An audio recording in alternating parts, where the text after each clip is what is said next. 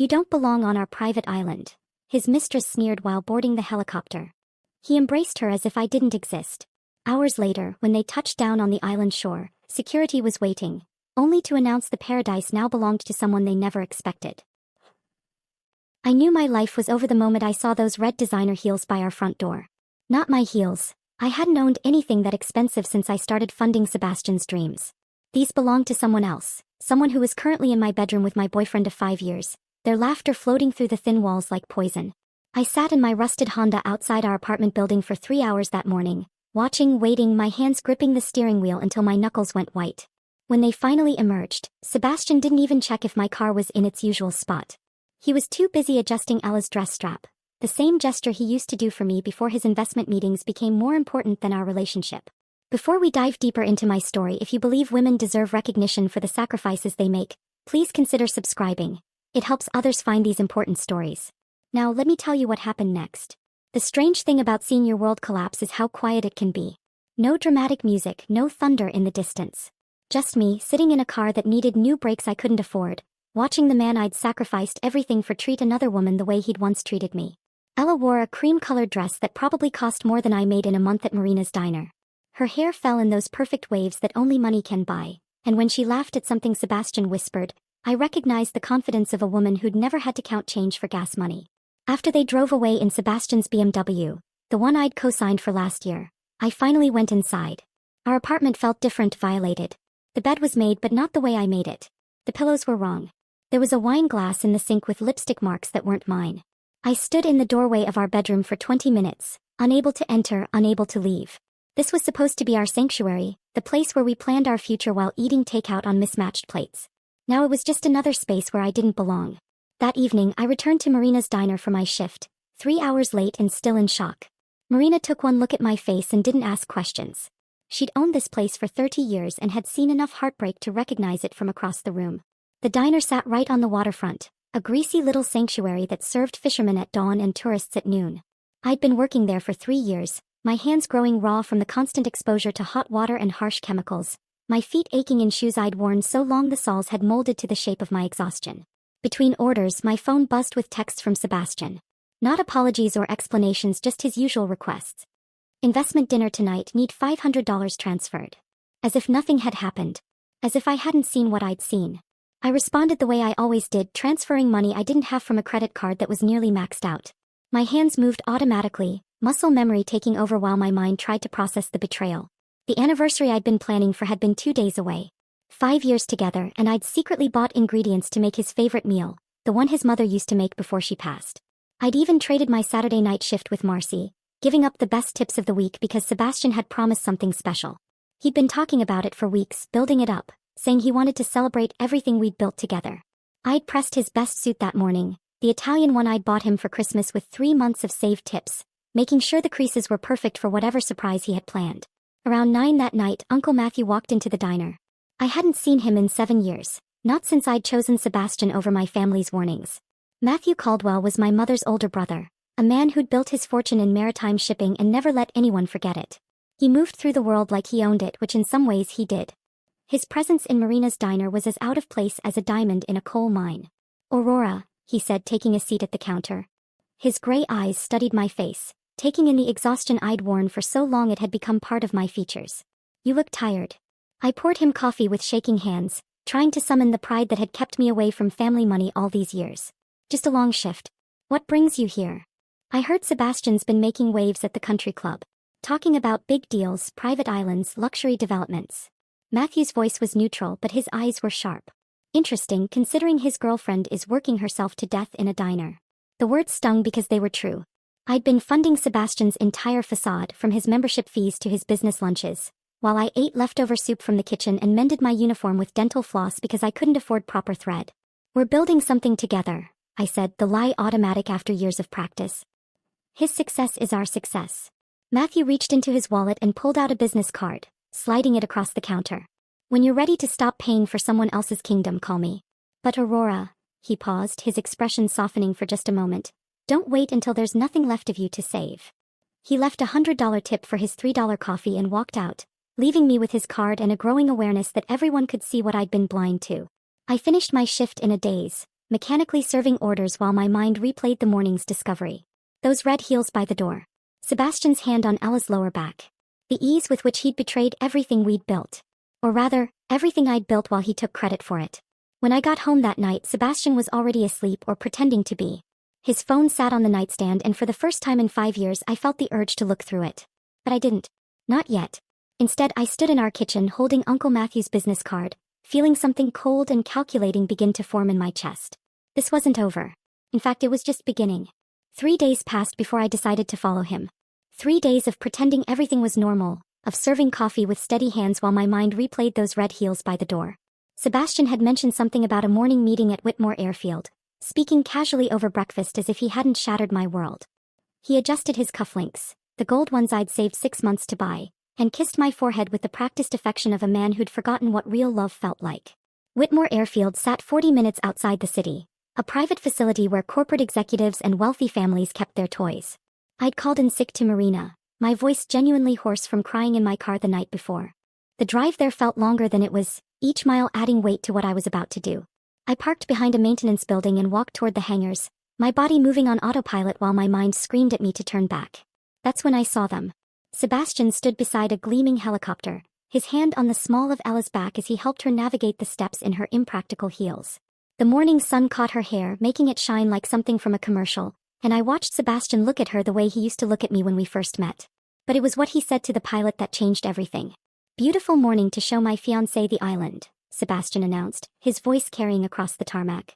"Solara Island is absolutely stunning this time of year. My private paradise." The words hit differently than the betrayal itself. Solara Island. I knew that name. It had been carved into a wooden plaque in Uncle Matthew's study, the crown jewel of his property empire, passed down through 3 generations of Caldwells.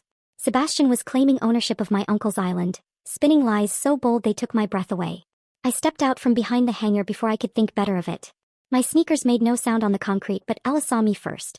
Her expression shifted from surprise to something else entirely. Amusement, maybe, or satisfaction. She didn't step away from Sebastian. Instead, she moved closer, threading her arm through his with deliberate possessiveness. "Aurora," she said, my name sounding foreign in her mouth. "Sebastian told me you might show up like this." Sebastian's face had gone pale, but he didn't speak.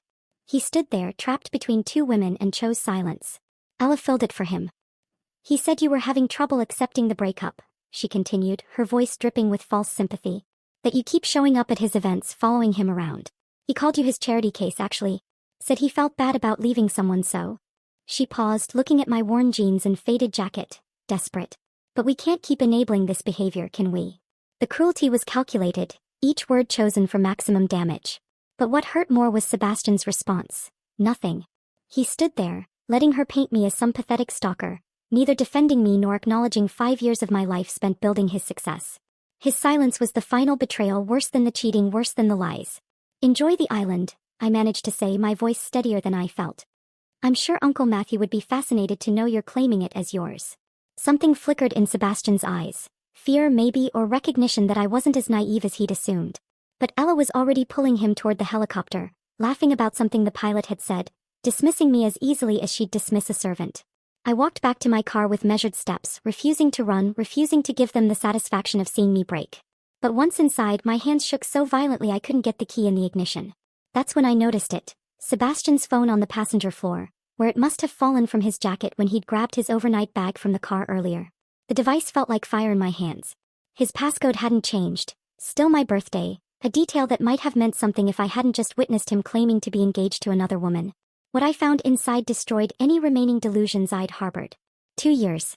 The messages with Ella went back 2 years. While I was working double shifts to pay for his MBA graduation dinner, he was texting her about weekend getaways.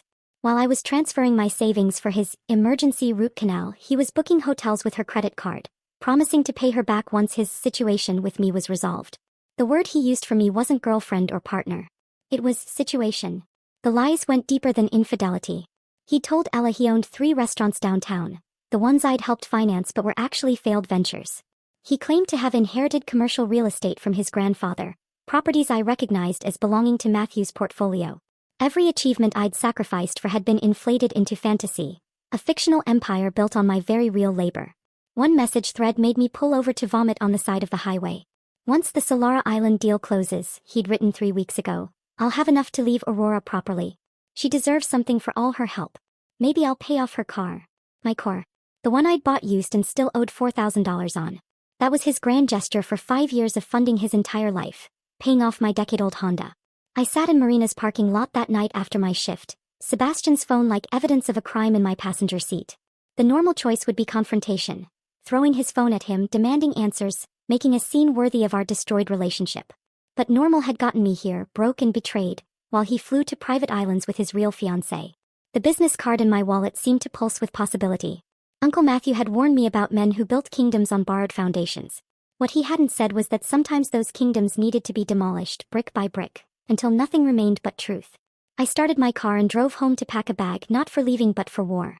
Sebastian thought I was weak, desperate, a charity case clinging to false hope. He was about to learn that the woman who'd sacrificed everything for his dreams had been taking notes the entire time. Every receipt, every transfer, every lie was documented in notebooks I'd hidden throughout our apartment, a paper trail I'd kept out of habit from growing up poor, never imagining it would become evidence of the greatest theft of all, the theft of my life. Dawn would come soon and with it my first move. Uncle Matthew's estate opened its gates at 6 in the morning. I would be there at 5:59, holding Sebastian's phone and the truth about Solara Island. The man I'd loved was gone if he'd ever existed at all. What remained was a stranger wearing expensive suits I'd bought, claiming properties he'd never owned, building an empire on foundations that were about to crack. The gates of Matthew's estate opened at precisely 6 in the morning, just as I knew they would. The security guard recognized me despite the 7-year absence, his eyes widening at my appearance. Not the confident young woman who'd left to chase love, but someone harder, carrying evidence of betrayal in a designer phone that wasn't mine. Morning fog rolled off the ocean and across Matthew's manicured gardens as I walked the familiar limestone path to the main house. The estate sprawled across 20 acres of prime coastal property, every hedge perfectly trimmed, every stone in its place. This was the life I'd walked away from, choosing Sebastian's promises over family stability. Now I returned not as the prodigal niece seeking forgiveness, but as someone who finally understood that dignity had a price, and I'd been paying it for too long. I found Matthew in his study, exactly where I knew he'd be. He sat behind a mahogany desk that had belonged to my grandfather, reviewing maritime contracts with reading glasses perched on his nose. The room smelled of leather and coffee, morning light streaming through windows that faced the harbor. He looked up when I entered and something in my face made him set down his pen immediately. Aurora. He stood, studying me with those sharp gray eyes that missed nothing. You look like you haven't slept. I need to show you something. I placed Sebastian's phone on his desk, followed by the notebooks I'd been keeping for years. But first, you should know that Sebastian is claiming he owns Solara Island. The change in Matthew's expression was subtle but devastating.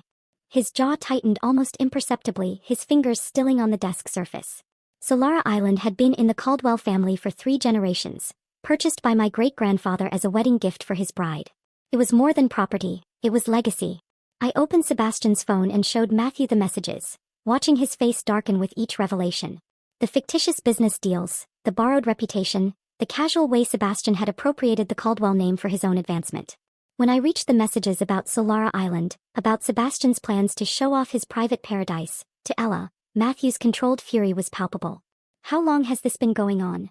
His voice remained level, but I knew that tone. It was the same one he'd used before destroying business competitors who'd crossed ethical lines. 2 years that I can prove. Maybe longer. Matthew picked up his phone and made a single call. Harrison, I need you at the estate immediately. Bring your team.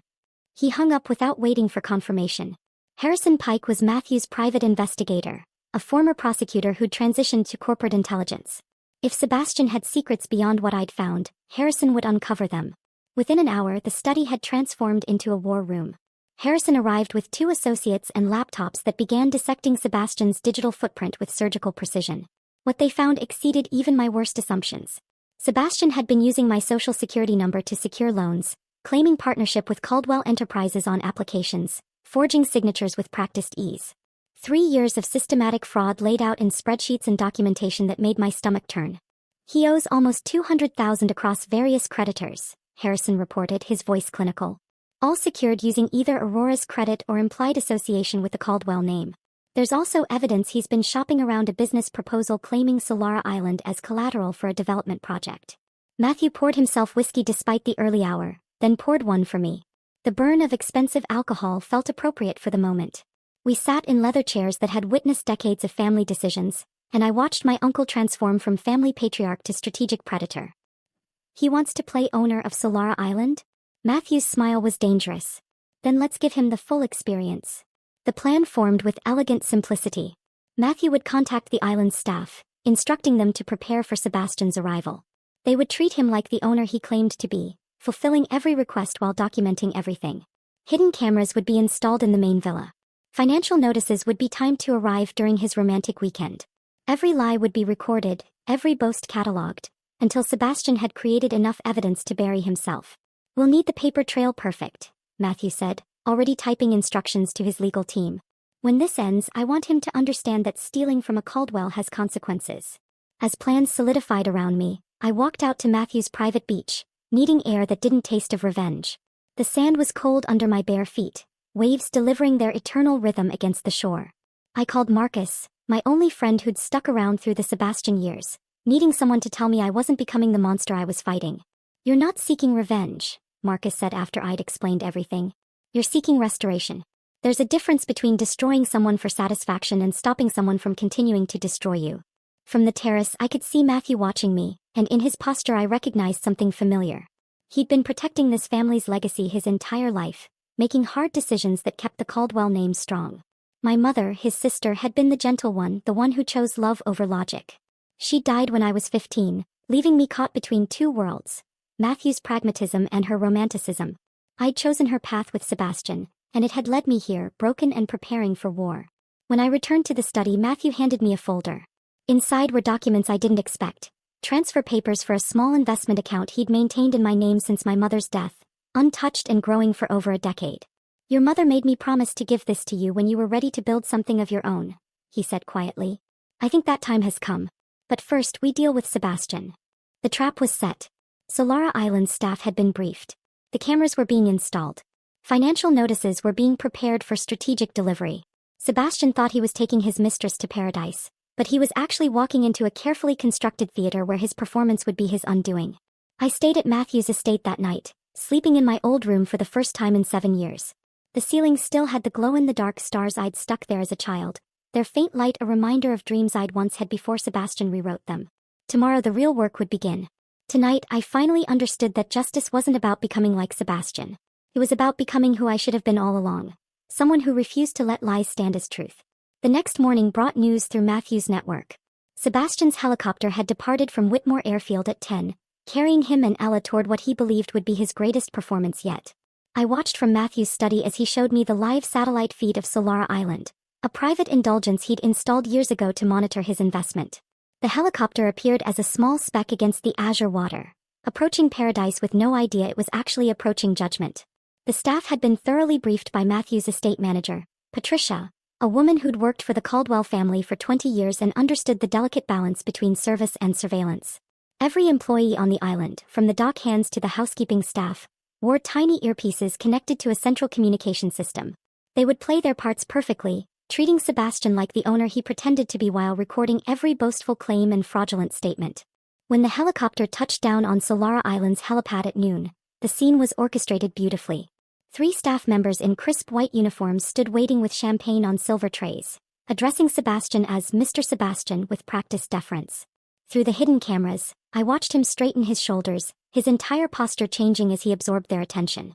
Ella emerged from the helicopter like she was stepping onto a red carpet, her sundress billowing in the ocean breeze, her face glowing with the satisfaction of someone who believed she'd finally found her prince.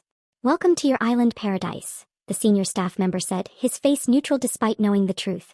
Sebastian accepted the champagne with a proprietary air, gesturing broadly at the landscape as if he'd personally carved it from the ocean. "Isn't it magnificent?" he said to Ella, loud enough for the cameras to capture clearly. "I've owned this place for 3 years now. Been waiting for the right moment to share it with someone special." Matthew, sitting beside me, made a note in his legal pad. Every lie was being documented, time-stamped, and would eventually be presented as evidence. The federal charges for fraud would be substantial, but it was the personal humiliation that would destroy Sebastian completely. The villa tour began at 2 in the afternoon.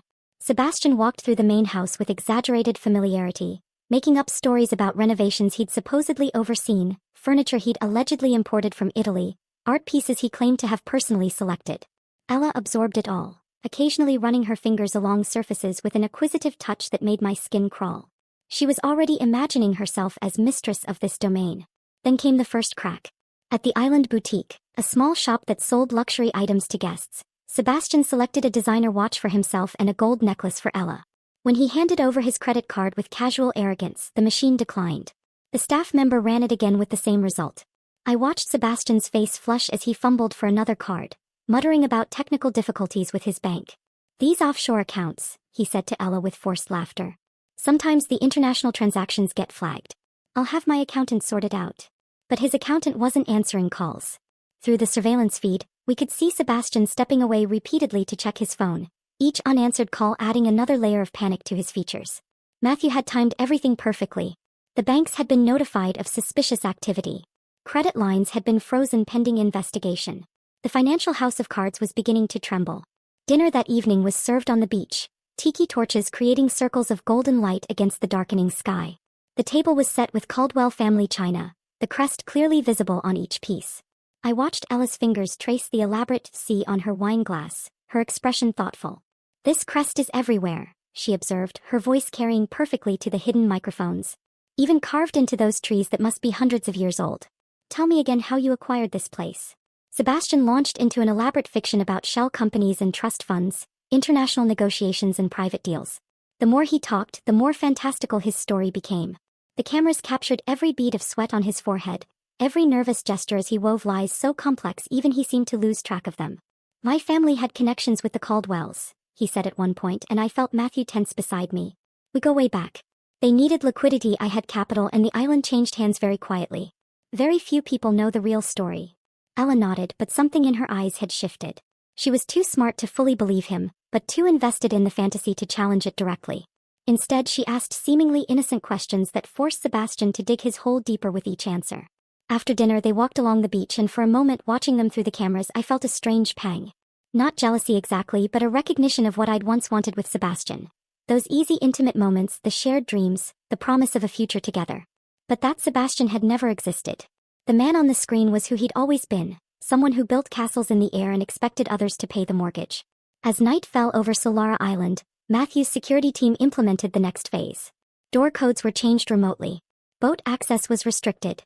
The helicopter pilot was instructed to develop mechanical issues that would delay any departure. Sebastian and Ella were effectively trapped in paradise, though they wouldn't realize it until they tried to leave. In the master suite, Sebastian finally stopped checking his phone and focused on Ella, playing the part of the confident owner to the end. Through the night vision cameras, we could see them on the terrace, champagne glasses in hand, looking out over an ocean that didn't belong to him toward a future that would never exist. Matthew closed his laptop and looked at me with something between sympathy and satisfaction. We had documented enough fraud in one day to ensure serious legal consequences, but the real destruction would come tomorrow when Sebastian's carefully constructed identity collapsed entirely. I felt no pleasure in watching him sleep peacefully in luxury he couldn't afford, beside a woman who would soon see him for exactly what he was. This wasn't about enjoyment.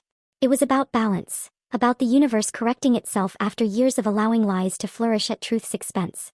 Morning arrived at Solara Island with a spectacular sunrise that Sebastian would never appreciate. I watched through the surveillance feed as he jolted awake at 7, his phone vibrating violently on the nightstand. The screen showed 17 missed calls from his lawyer, Bradley Morton, a man who'd helped Sebastian navigate the gray areas of financial law for years. This time, Bradley wasn't calling to help. Sebastian stumbled onto the terrace, pressing the phone to his ear while Ella floated in the infinity pool below, her morning swim a picture of serenity that contrasted sharply with the chaos unfolding above her. Through the hidden microphones, we could hear Bradley's voice, high and strained. "They've frozen everything, Sebastian. Every account. The properties you listed as collateral? The bank knows you don't own them. They're calling in all the loans immediately. We're talking about criminal fraud charges here." Sebastian's free hand gripped the terrace railing so hard his knuckles went white. He tried to keep his voice low, but panic made him careless. "That's impossible. Those accounts have been active for years. This is just a misunderstanding." From the pool, Ella had stopped swimming. She floated on her back, seemingly relaxed, but her eyes tracked Sebastian's pacing with the focus of a predator sensing weakness. When he ended the call and tried another number, then another, each going unanswered, she gracefully exited the pool and wrapped herself in a silk robe. "Problems, darling?" she called up, her tone light but probing. "Just some banking confusion," Sebastian replied, forcing a smile that looked more like a grimace. "International holdings can be complex. Nothing to worry about." The morning supply boat arrived at 9, carrying provisions and one unexpected passenger. James Rodriguez had been a bartender at the Marina District Club where Sebastian held court every Friday night, buying rounds with my money while regaling anyone who'd listen with tales of his business victories. Matthew's team had tracked James down and offered him a free day trip to Solara Island in exchange for his presence. He didn't know the full plan, but he didn't need to. James encountered Ella at the breakfast pavilion while Sebastian remained in the villa, frantically attempting to access accounts that no longer responded to his passwords. The bartender's natural chattiness did the rest. "Mrs. Ella, right?" James said with friendly recognition. "I've seen you with Mr. Sebastian at the club. He's quite the storyteller." Ella's perfectly shaped eyebrow arched slightly. "Oh, what kind of stories?" "The best kind," James laughed, helping himself to fresh fruit from the buffet. Just last month he was telling everyone about how he convinced his ex-girlfriend to fund his entire business venture. Said she was so naive she'd sign anything he put in front of her. Or I think her name was. Sweet woman used to pick him up when he was too drunk to drive. Haven't seen her lately though. The color drained from Ella's face so gradually it was like watching a sunset in reverse. He said she was his ex-girlfriend? Well, that's what he called her last month. Though funny thing, she was still living with him then far as I knew. Maybe they broke up recently. James shrugged, oblivious to the damage his casual words were causing. He always said she was too clingy, too desperate. But between you and me she seemed like the only real thing in his life. Everything else was just talk. Ella excused herself with icy politeness and walked back toward the villa with measured steps.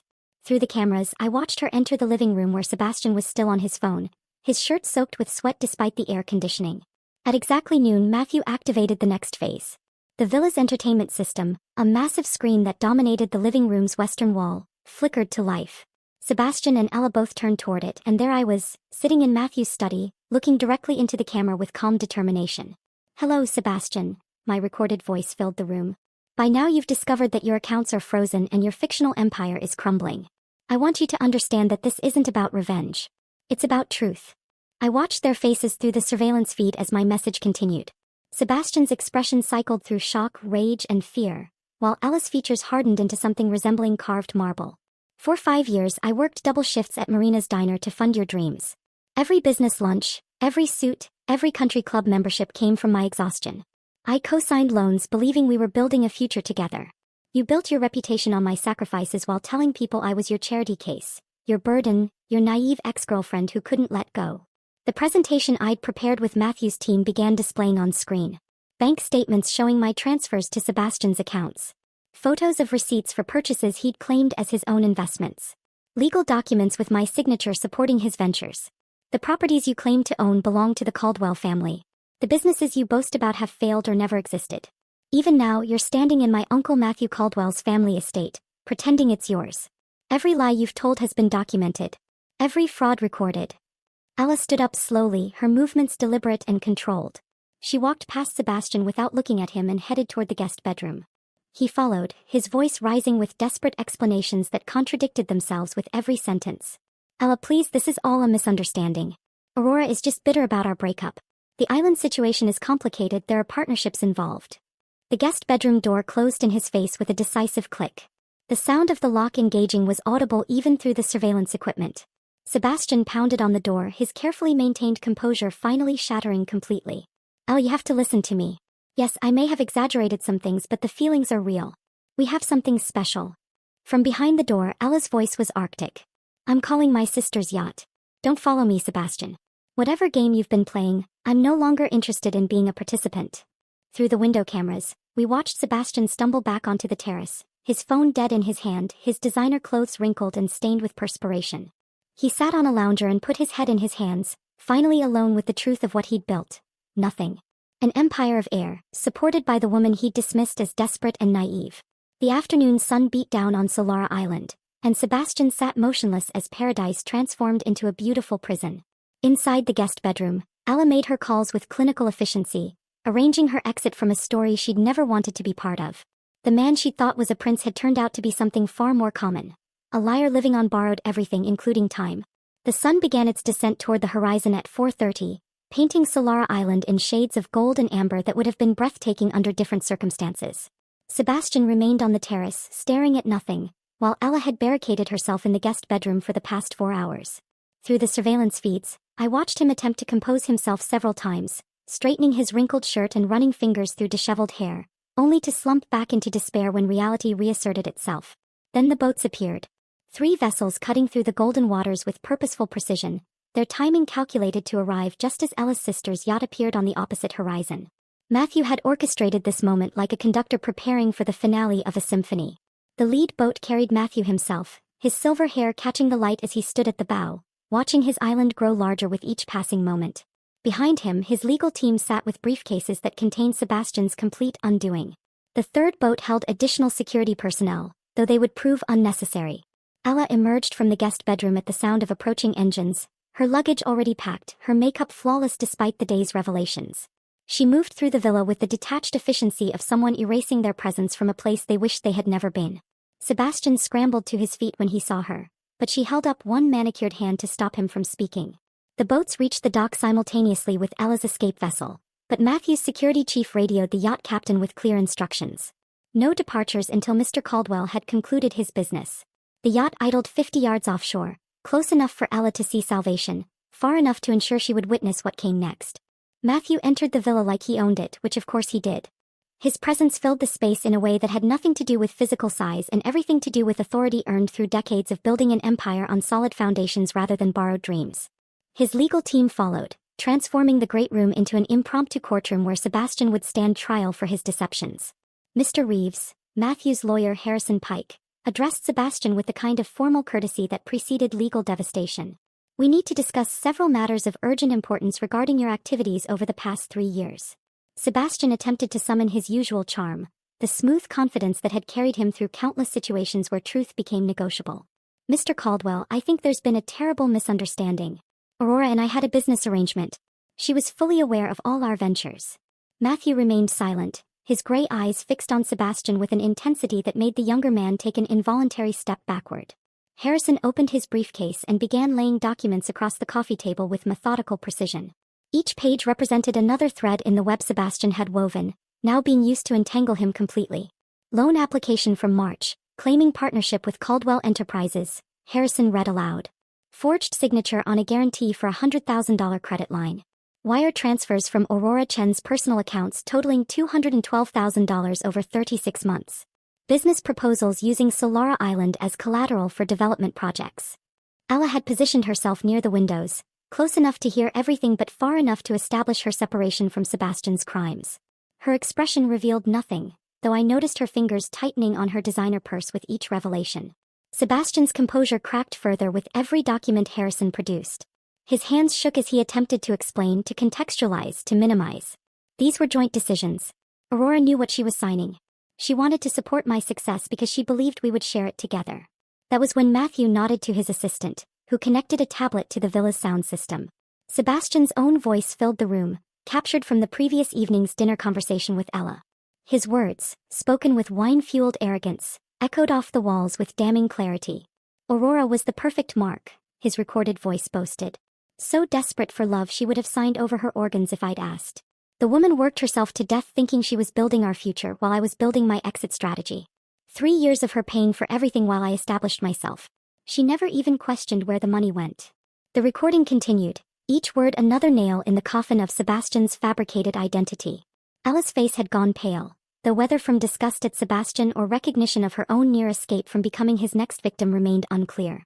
Sebastian lunged for the tablet, but security stepped forward, blocking his path without touching him.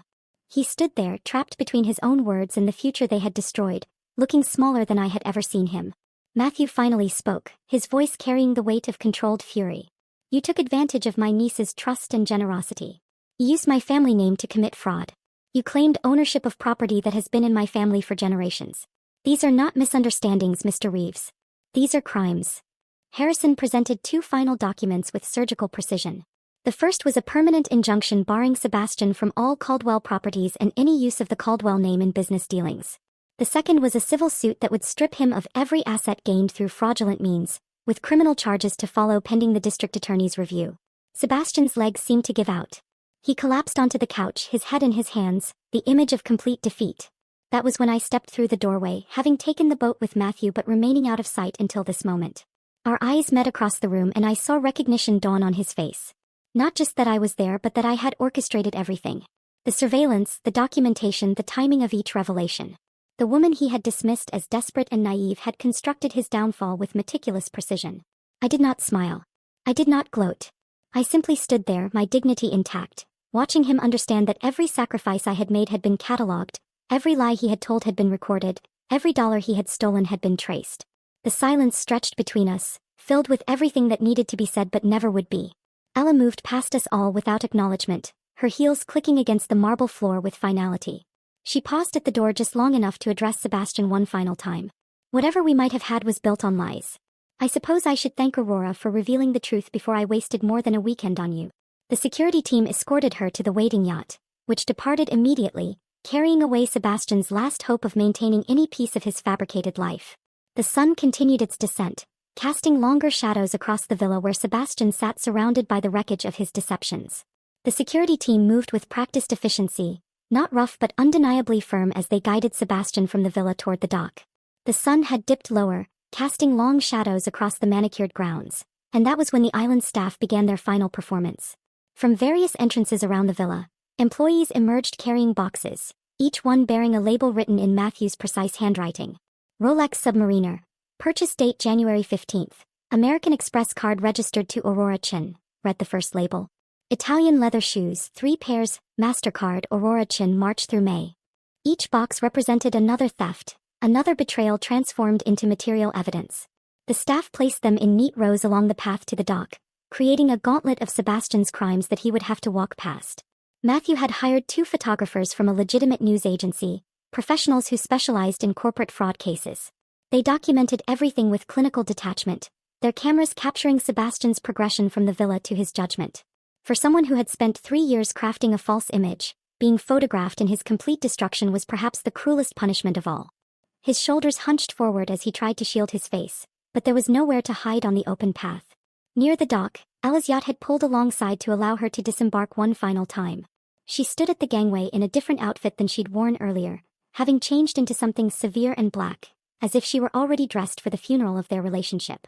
When Sebastian saw her, he straightened slightly, perhaps hoping for some final word of understanding or forgiveness. Instead, Ella's voice cut through the evening air with the precision of a surgeon's blade. You should know, Sebastian, that I started having doubts 3 weeks ago. The stories weren't adding up. The math didn't work. I hired my own investigator last Tuesday. He paused, letting this information sink in. I was planning to leave you after this weekend anyway. Aurora simply saved me the trouble of crafting my own exit. Sebastian's mouth opened and closed without sound, resembling a fish pulled from water. Ella continued, her tone conversational despite the devastating content. The jewelry you gave me, the pieces you claimed were family heirlooms? I had them appraised. Purchased 6 months ago with credit cards that weren't yours. I'm keeping them as compensation for my wasted time and the embarrassment of being associated with you. She turned to me then, and for a moment her perfectly composed mask slipped. Thank you, she said simply. Your sacrifice wasn't entirely in vain. It prevented others from making the same mistake. With that, she returned to her yacht, which pulled away from the dock with engines that purred like satisfied cats. Sebastian watched her go, and I saw the exact moment he realized that even his appeal to women had been based on lies. Without the money, the properties, the false promise of luxury, he was just another mediocre man who thought he deserved more than he had earned. I reached into my bag and pulled out a small velvet box. Sebastian's eyes widened as he recognized it. Inside was his grandmother's ring, the one truly valuable thing he had owned before he met me.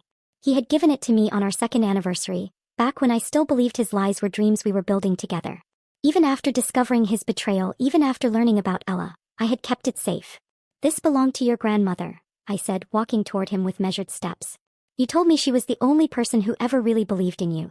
I don't know if that was true or just another story, but either way, this should stay in your family. I placed the box in his hand and he stared at it as if he couldn't quite process what was happening. Here I was, the woman he had systematically destroyed, showing more care for his family heritage than he had ever shown for my well-being. His fingers closed around the box and I saw his throat working as he struggled with words that wouldn't come.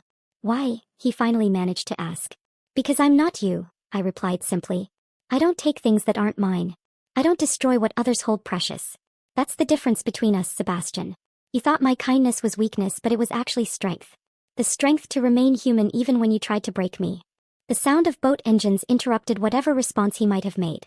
The police vessel approached the dock with steady purpose, carrying officers from the mainland who had warrants based on the evidence Matthew's team had compiled. Two officers disembarked first, their expressions professionally neutral as they approached Sebastian with handcuffs. Sebastian Reeves, you're under arrest for fraud, identity theft, and forgery. You have the right to remain silent. Anything you say can and will be used against you in a court of law. As they read him his rights, Sebastian looked at me one last time. His eyes, which I had once found so charming, were now desperate and hollow. Aurora, I did love you once. In the beginning, before everything got complicated. That was real. I met his gaze steadily, feeling neither anger nor pity, just a vast tiredness that seemed to settle into my bones. Love doesn't steal someone's future, Sebastian. Love doesn't drain someone dry and call them desperate for giving everything. Love doesn't lie about who they are while taking credit for someone else's sacrifice. Whatever you felt in the beginning, it wasn't love. It was opportunity. The officers guided him onto the police boat, his hands now cuffed in front of him. The photographers captured these final moments, the sunset providing dramatically appropriate lighting for the end of Sebastian's fabricated empire. As the boat pulled away from the dock, I noticed he was still clutching his grandmother's ring box, the only real thing he had left. Matthew placed a hand on my shoulder, gentle but grounding. You did well, Aurora. Your mother would be proud of how you handled this. I watched the police boat shrink into the distance, carrying away 5 years of my life in the form of a man I had never really known. The sun touched the horizon, setting fire to the clouds in shades of orange and pink that seemed too beautiful for such an ugly day. Around us, the island staff began cleaning up the boxes of evidence, returning Solara Island to its pristine state, as if Sebastian had never existed here at all. The morning would bring lawyers and paperwork, recovered assets, and new beginnings. There would be testimony to give and documents to sign. But for now, I stood on my uncle's dock watching the last light of day fade from the sky, feeling something I hadn't experienced in years. Freedom. The kind that comes not from revenge or vindication, but from finally letting go of a weight you didn't realize you had been carrying until it was gone. The first morning in my apartment without Sebastian's presence felt like breathing after being underwater for 5 years. Sunlight streamed through windows I had forgotten could be clean, illuminating the small space that suddenly seemed twice its size without his belongings crowding every surface. My phone, which had been silent for months except for his demands, now buzzed with life. 23 messages waited for me, each one from someone I had lost touch with during the Sebastian years. Former colleagues from the marketing firm where I had worked before taking extra shifts at the diner reached out with variations of the same sentiment. They had heard about what happened and wanted me to know that positions were available if I wanted to return. Sarah, my old supervisor, wrote simply, "We always knew you were worth more than he let you believe. Your desk is waiting if you want it." The messages continued. Friends I had cancelled plans with too many times, always because Sebastian needed something, wrote to say they understood now why I had disappeared. My college roommate, whom Sebastian had called a bad influence because she questioned his treatment of me, offered her spare room if I needed space to figure out my next steps. Each message was a thread reconnecting me to a life I had abandoned, proving that some bridges, though neglected, had never truly burned. 3 days later, Matthew asked me to meet him at Marina's diner. The request felt deliberate, bringing everything full circle to where my story had begun and nearly ended. Marina herself was working the morning shift, her weathered face breaking into the first genuine smile I had seen from her in years when I walked through the door. "Coffee's on me today, honey," she said, pouring a cup without waiting for my order. "Every day if you want. You've paid enough in this life." Matthew arrived precisely at 9, looking somewhat out of place in his tailored suit among the fishermen and dock workers who comprised the morning regulars. He ordered black coffee and got straight to the point as was his way. "I've been thinking about what happened," he began, his gray eyes focused on mine. "Not just to you, but how many women go through similar situations. Financial abuse is rarely recognized until the damage is complete. The victims are left not just emotionally broken but economically destroyed, with no resources to rebuild." He pulled out a folder, sliding it across the worn Formica table. Inside were incorporation documents for the Caldwell Foundation for Economic Recovery, specifically designed to help women rebuilding after financial exploitation. The mission statement was clear. Provide emergency funds, legal assistance, and job training for those whose economic lives had been deliberately sabotaged by partners or family members. "I need someone to run it," Matthew continued. "Someone who understands not just the numbers but the psychology, the shame, the difficulty of asking for help when you've been conditioned to give everything away. I can't think of anyone more qualified than you." Marina, who had been pretending not to eavesdrop while wiping down the nearby counter, suddenly spoke up. "I want in. First donation right here." She pulled $500 bills from her apron pocket, money I recognized as her emergency fund kept hidden in the register. "I've watched too many women sit at that counter," she nodded toward where I had spent countless late nights, counting change while their men spent freely. "It's time someone did something about it." Her declaration opened a floodgate. The fisherman at table 3, who had silently watched my decline over the years, pledged a monthly contribution. The morning cook offered to provide free meals for women using the foundation's services. Within 10 minutes, Marina's Diner had become the unofficial headquarters of something larger than any of us had imagined. 6 months passed in a blur of establishing the foundation, helping our first clients, and slowly reconstructing my own life. I had moved to a better apartment, one where the locks worked and the windows opened.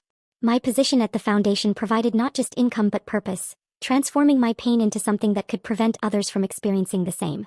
Then the letter arrived, expensive stationery with a return address I did not recognize. Inside, Ella's handwriting was as precise as her appearance had been. Aurora, I owe you more than gratitude, though I offer that as well. Enclosed is a check for $37,000, the amount Sebastian admitted spending on gifts for me using your funds. I've since married someone who values honesty above image, partly because your actions taught me to recognize the difference.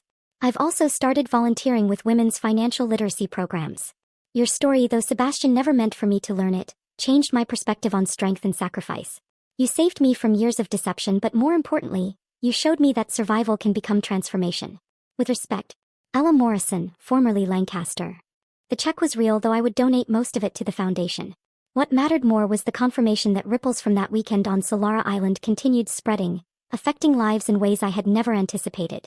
1 year after Sebastian's arrest, Matthew invited me back to Solara Island for a Caldwell family reunion.